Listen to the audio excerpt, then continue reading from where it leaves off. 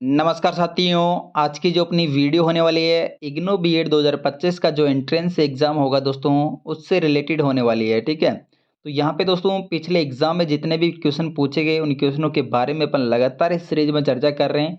और 2018 और 2019 का प्रश्न पेपर ऑलरेडी अपलोड कर दिया और अभी दोस्तों अपना 2024 का प्रश्न पेपर चल रहा है। ठीक है, तो वीडियो स्टार्ट करते हैं और देखते ही दोस्तों आज का सबसे पहला क्वेश्चन अपने सामने है। ए हिस्ट्री ऑफ ब्रिटिश इंडिया पुस्तक, ए हिस्ट्री ऑफ ब्रिटिश इंडिया जो पुस्तक है इसके लेखक कौन है? तो यहाँ पे अपना इसका राइट आंसर क्या हो जाएगा? जेम्स मिल के द्वारा ए हिस्ट्री ऑफ ब्रिटिश इंडिया पुस्तक का लेखन किया गया था। ठीक है, नेक्स्ट देखिए, बम्बई में किस वर्ष पहली सूती कपड़ा मिल स्थापित हुई थी? तो यहाँ पे दोस्तों बम्बई के अंदर के जो पहली सूती कपड़ा मिल स्थापित हुई थी वो कब हुई थी? ठीक है, तो इसका अपना राइट आंसर क्या हो जाएगा? 1854 के अंतर्गत बम्बई के अंतर्गत पहली सूती कपड़ा मिल स्थापित की गई थी। नेक्स्ट देखिए, किस शासक को देवनाम प्रिय या प्रियदर्शी कहा जाता है? तो यहाँ पे ऐसा कौन सा शासक है जिसको देवानाम प्रिय और प्रियदर्शी भी कहा जाता है? तो इसका अपना राइट आंसर क्या हो जाएगा? इस नाम से जाने जाने वाला कौन हो जाएगा? अशोक सम्राट। ठीक है, नेक्स्ट देखिए, भारत में शिक्षा की पहली राष्ट्रीय नीति कब आई थी? तो यहाँ पे दोस्तों भारत के अंतर्गत पहली शिक्षा की राष्ट्रीय नीति की अपन बात करें तो ये कब आई थी? 1968 के अंतर्गत। और दूसरी कब आई थी? 1986 में। और तीसरी कब आई है दोस्तों? 2020 के अंतर्गत। ठीक है, 2020 के अंतर्गत तीसरी राष्ट्रीय शिक्षा नीति है। नेक्स्ट देखिए, भारत का संविधान कब लागू हुआ था? तो भारत के संविधान की बात करें दोस्तों ये कब लागू हुआ था?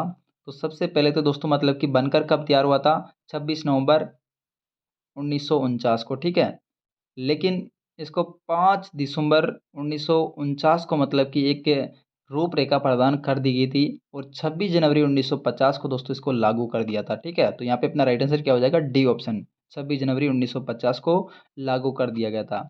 नेक्स्ट देखिए, शिक्षा का अधिकार अधिनियम 2009 में उच्च प्राथमिक स्तर पर सुझाया गया शिक्षक छात्र अनुपात कितना होता है? तो यहाँ पे दोस्तों उच्च शिक्षा स्तर या उच्च प्राथमिक के बारे में बात की गई है। तो प्राथमिक स्तर पे जो अनुपात होता है वो कितना होता है दोस्तों? 30:1 है। ठीक है, 30 लड़कों पे एक मतलब कि टीचर होता है। और उच्च प्राथमिक के अंदर का जो अनुपात होता है वो कितना होता है? 35:1 होता है। ठीक है, तो यहाँ पे अपना राइट आंसर क्या हो जाएगा? 35:1 हो जाएगा उच्च प्राथमिक स्तर पर।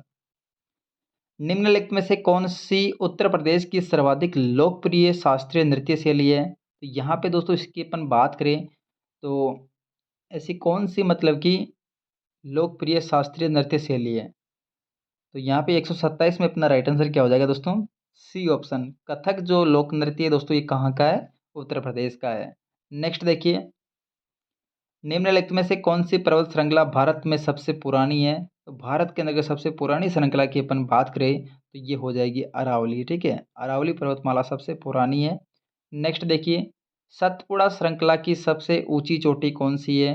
तो सतपुड़ा जो श्रृंखला है इसकी सबसे ऊंची चोटी की बात करें तो यहाँ पे अपना राइट आंसर क्या हो जाएगा? 129 के अंतर्गत धूपगढ़। ठीक है, धूपगढ़ दोस्तों सतपुड़ा जो श्रृंखला है इसकी सबसे ऊंची चोटी है। नेक्स्ट देखिए, निम्नलिखित में से कौन सी नदी एशिया में सबसे लंबी नदी है? तो यहाँ पे दोस्तों सबसे लंबी नदी की बात करें तो एशिया में सबसे लंबी नदी कौन सी हो जाएगी? एशिया महाद्वीप के अंतर्गत तो ये है दोस्तों यांग तजे। यांग तजे जो नदी है दोस्तों एशिया की सबसे लंबी नदी है। नेक्स्ट देखिए, नीति आयोग का अध्यक्ष कौन होता है? तो नीति आयोग का जो अध्यक्ष होता है वो कौन होता है? प्राइम मिनिस्टर होता है। ठीक है, प्रधानमंत्री। नेक्स्ट देखिए, निम्नलिखित में से कौन सा एक आग्नेय चट्टान नहीं है? तो यहाँ पे दोस्तों आग्नेय चट्टान कौन सी नहीं है? तो बेसाल्टिक जो चट्टानें होती है दोस्तों आग्नेय चट्टानें होती हैं।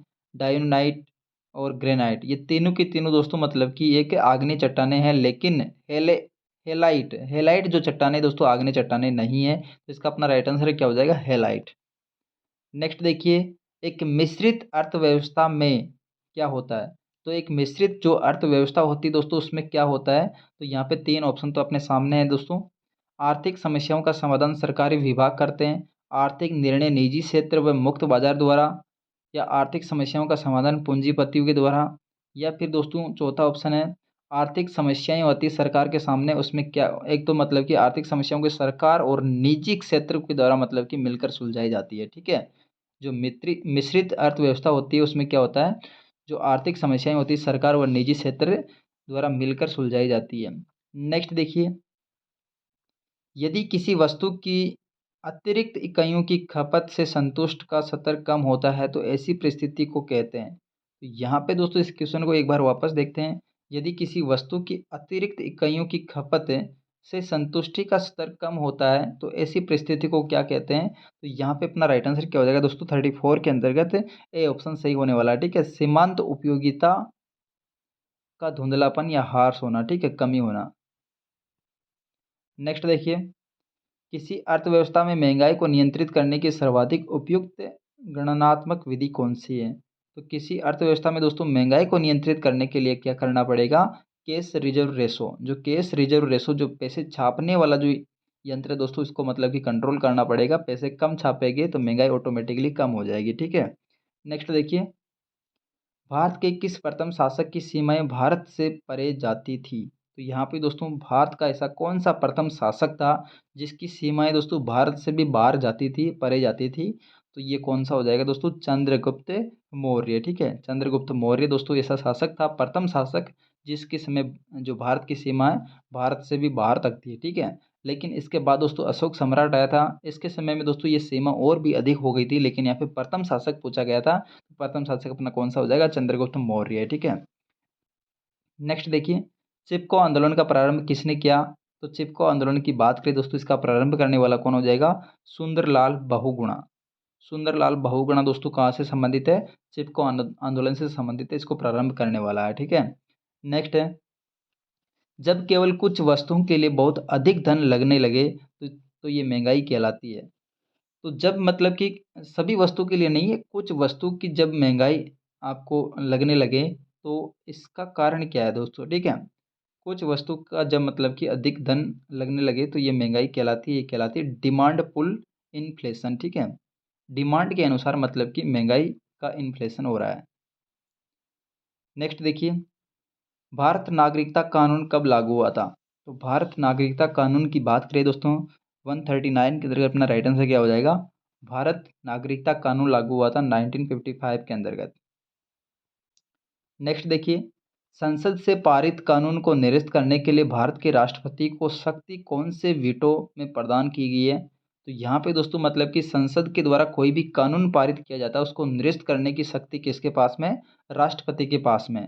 तो ये शक्ति दोस्तों कौन से वीटो से प्रदान की गई है। तो यहाँ पे अपना राइट आंसर क्या हो जाएगा दोस्तों, 140 के अंतर्गत ये जो वीटो है एब्सोल्यूट वीटो है, ठीक है। एब्सोल्यूट जो वीटो है दोस्तों, इसके अंदर राष्ट्रपति के पास में शक्ति होती है कि संसद के द्वारा कोई भी मतलब कि कानून पारित करने वाले को निरस्त किया जा सकता है, ठीक है। तो ये थी दोस्तों आज की वीडियो। अगर वीडियो आपको पसंद आए तो वीडियो को लाइक कर दीजिएगा। और अगला जो प्रश्न पेपर होगा दोस्तों अपना 2023 से संबंधित प्रश्न पेपर होने वाला है, ठीक है।